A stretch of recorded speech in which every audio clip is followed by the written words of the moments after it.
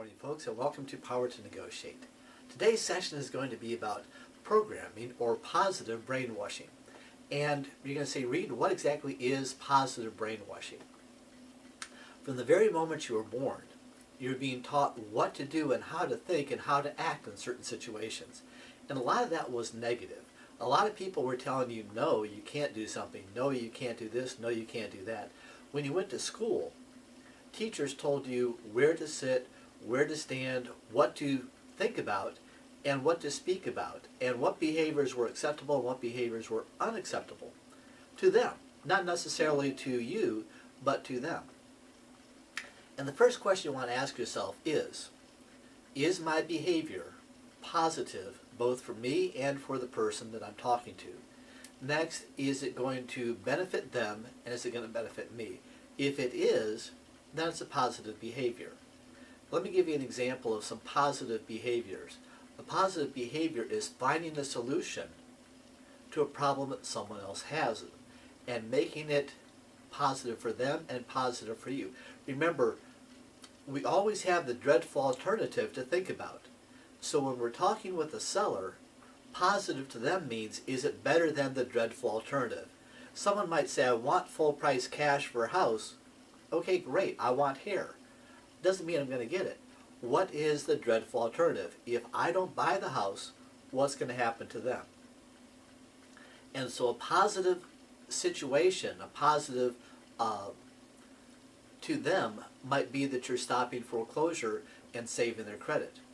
Yes, they would like you to do something more, but you do what you can. How is it that we become so programmed that we are taught that we cannot do things? Well, that's what we're always learning in school. That's what we're always learning in life. We have these people that are trying to tell us what we can do and what we can't do. And so I want you to always ask yourself, what is it that I want to do? No one ever asks you that. They just assume that you're going to want to do certain things and to do them sort of as a matter of habit rather than as a matter of choice. And so once you've decided what you want to do, the next question is, what do I have to do to get there? And I want you to visualize certain things. Let's say that you want to buy this house. Why do you want to buy the house? If you buy the house, what's going to happen to you? If the house is worth $200,000 and I buy it for $100,000 and I sell it for $150,000, it's a great deal for the eventual buyer. It's a great deal for the seller if I help them avoid the dreadful alternative, and I just made a quick $50,000, not including closing cost.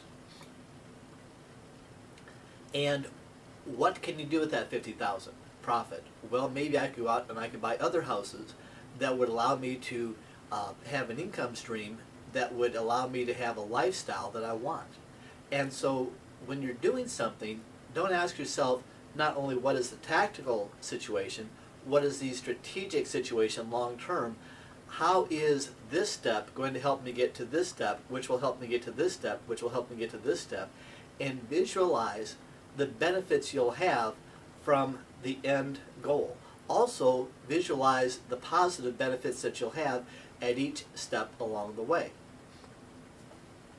Now, one of the things I like to do is whenever I have a closing on a house, I celebrate.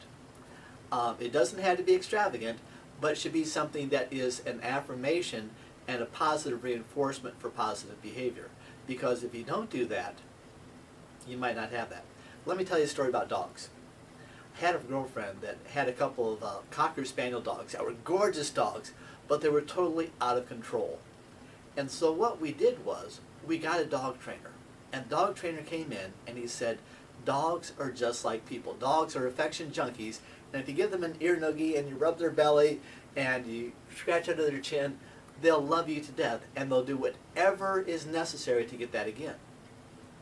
And so what you do is, every time a dog does something good, you give them positive reinforcement within 4 seconds, and they'll remember it forever. But if you wait more than 4 seconds, 1, 2, 3, 4, poof, it's gone. Guess what? Most people are the same way. If you give them positive reinforcement immediately, it doesn't have to be big, but if you give them positive reinforcement immediately, they'll remember it forever. If you wait more than 4 seconds, boom, it's gone. Now we can wait a little bit longer than 4 seconds, but what most investors do is they say, I will reward myself when I get to step number 10, and they don't reward themselves at step number 1. So every time you do something positive, reward yourself. And another thing I'd like you to start practicing, and we'll talk about this in our next session, is I want you to start practicing affirmations. And we'll talk about that next.